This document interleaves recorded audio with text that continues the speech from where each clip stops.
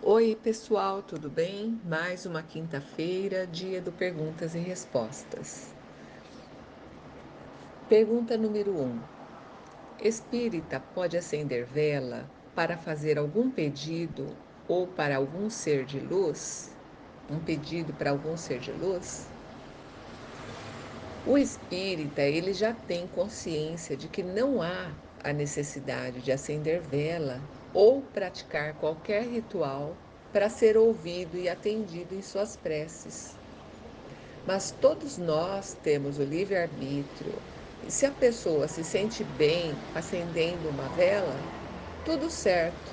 Isso não vai alterar em nada. Um pedido e uma prece feitos com fé serão com certeza recebidos pela espiritualidade. Pergunta número 2. Como é a visão do Espiritismo sobre a Bíblia? A Bíblia, segundo o Espiritismo diz, ela é um livro escrito por homens. Foram os apóstolos, os principais seguidores de Jesus, que após a morte de Jesus e ao pedido dele, começaram a escrever os acontecimentos da época para uma única obra, e ela se tornou a mais importante para diversas religiões. A Bíblia é um livro sem comparação e de imenso valor histórico, que sempre será respeitada pelo Espiritismo, que inclusive explica a Bíblia em diversos livros. É excelente que uma pessoa leia a Bíblia e a compreenda e estude antes de ler o Pentateuco. São os que mais aprendem. Como principal no Espiritismo, né, nós temos no Evangelho segundo o Espiritismo, que foi escrito por Allan Kardec, ditado pelos Espíritos Superiores. Nós temos ali no Evangelho muitas das passagens da Bíblia, explicadas de forma simples pelos Espíritos de escola. Nunca foi negado ao espírita ler a Bíblia. Pelo contrário, é muito bom o estudo da Bíblia. Porém, os católicos foram proibidos de ler o Livro dos Espíritos do século XIX. Não é mesmo? Pergunta número 3. Buda, Maomé e outros são menos iluminados que Jesus? Jesus é um espírito puro, conforme nós temos na resposta do Livro dos Espíritos. É o único espírito puro.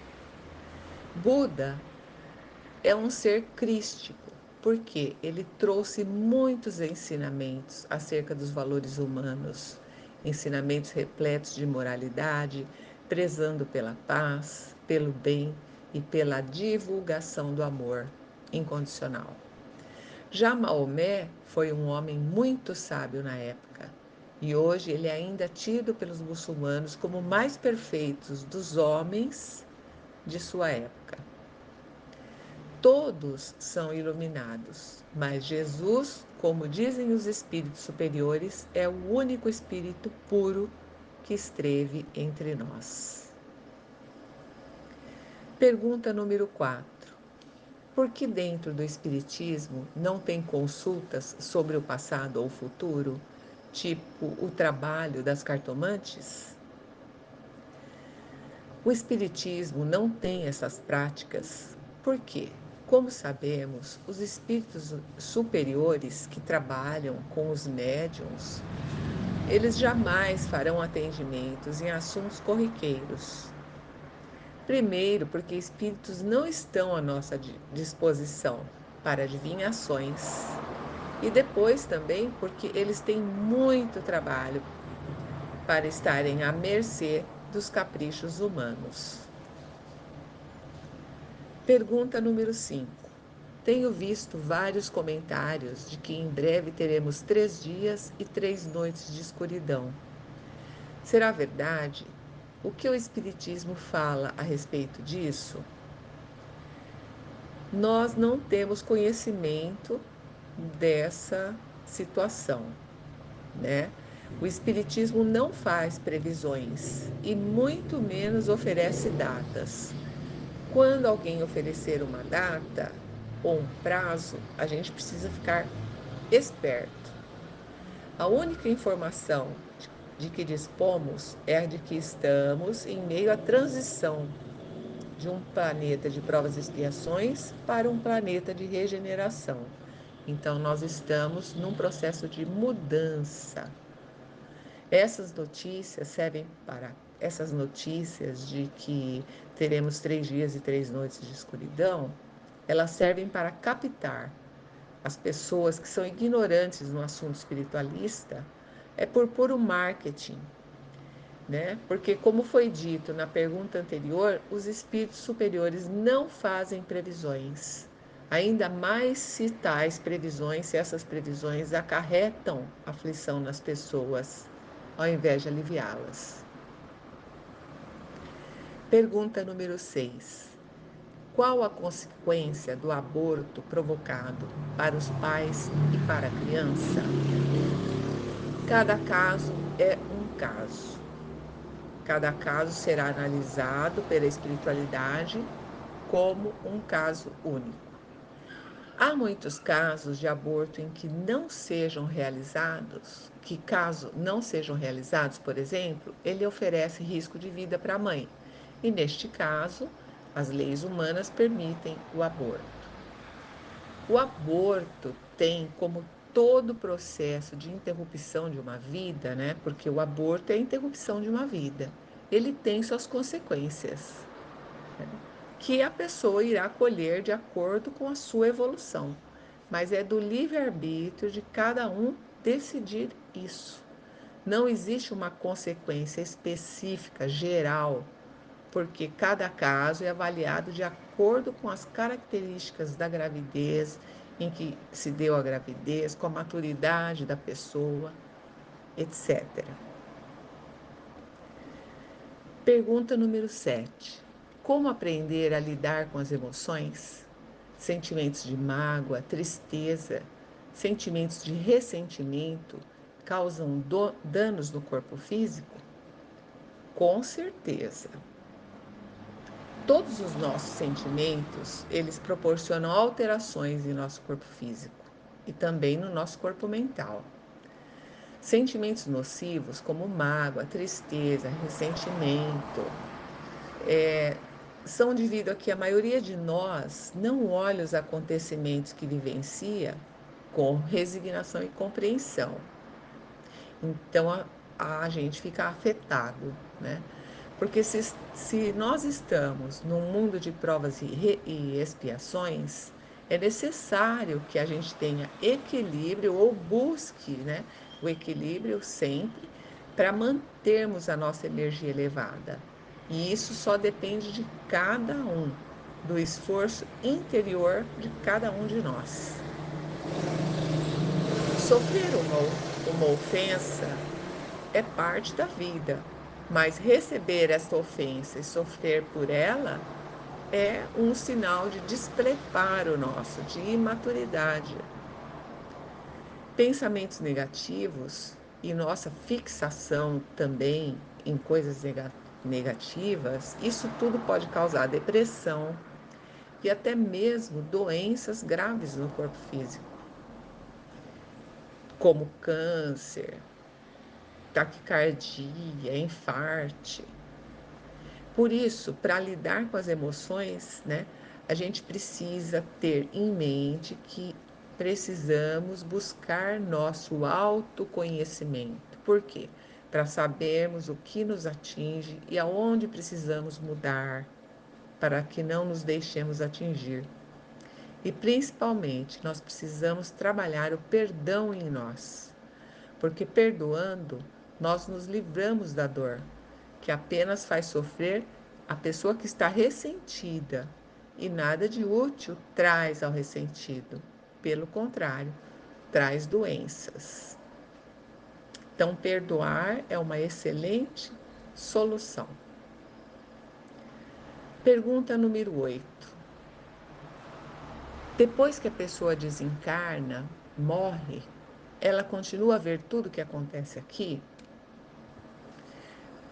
pessoa, ao desencarnar, ela continua sendo a mesma pessoa que ela é ou foi no planeta Terra, ela continua sendo no mundo espiritual, com a mesma personalidade.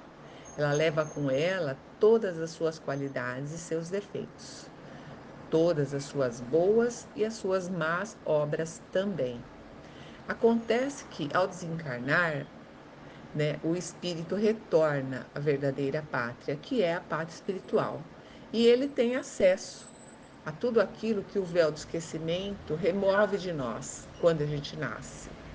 Então, a gente visualiza, depois do desencarne, né, como se fosse um filme.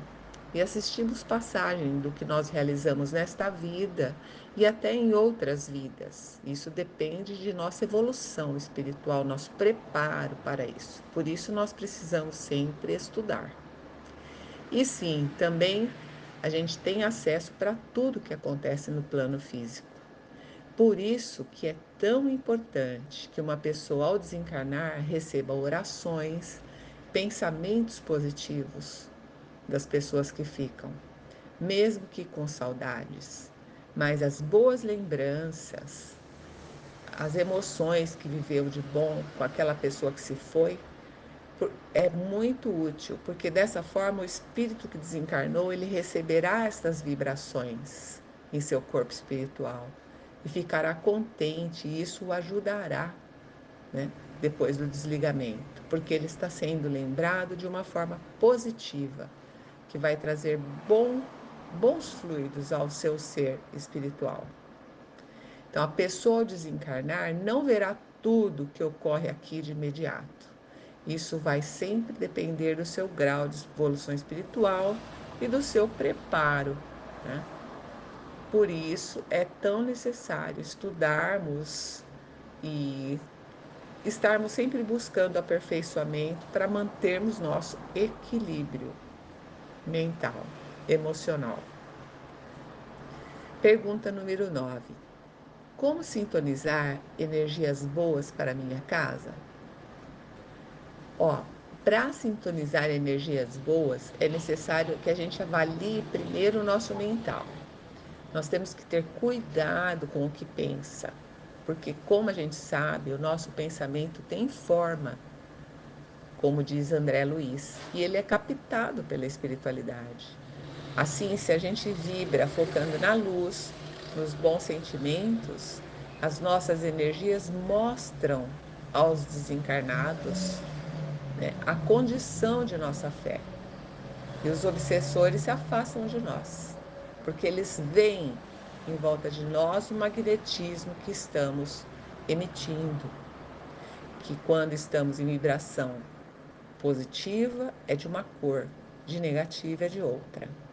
Mas se a gente insiste em fixar sentimentos ruins, de raiva, de más intenções dentro de nós, os espíritos inferiores captam e eles estarão prontos para invadir nosso livre-arbítrio.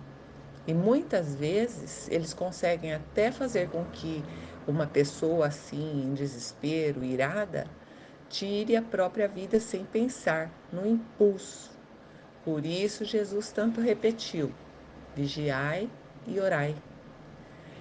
Para estar com a nossa casa coberta pela luz e pela espiritualidade superior, é necessário vibrarmos no bem, praticando a paz e fazer evangelho no lar uma vez por semana, no mínimo, ajuda muito, pois os espíritos de luz sabem do horário do nosso evangelho e naquele horário eles estarão lá junto com os nossos mentores em nossas casas para magnetizar bons fluidos sobre nós, sobre nossas águas e sobre o nosso lar. Pergunta número 10. Por que sempre acontecem as mesmas coisas comigo? Tipo encrencas do trabalho, intolerância por parte das pessoas? Bom, quando nós temos sucessivos acontecimentos conosco e que transtornam o nosso caminho, né, a nossa jornada, é necessário a gente parar e refletir. O que eu tenho cultivado em mim Eu estou buscando a luz? Eu tenho praticado maledicências? Tenho feito preces de gratidão pelo novo dia, pelo alimento que eu como, enfim, por eu estar vivo? Eu agradeço a Deus? Porque, como é fato, né? Dize-me o que pensas que te direi quem te acompanha. Esta é uma frase certeira que nós devemos olhar com muito carinho e atenção. Se estamos envolvidos em negatividades, vamos procurar mudar nosso padrão vibratório. O nosso interior encontra exatamente aquilo que busca. Então, nós temos que estar antenados do que estamos buscando.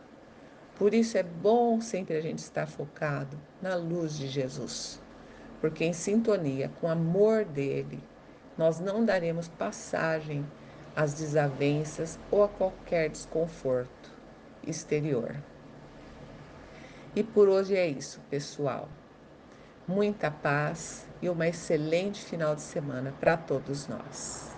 Obrigada.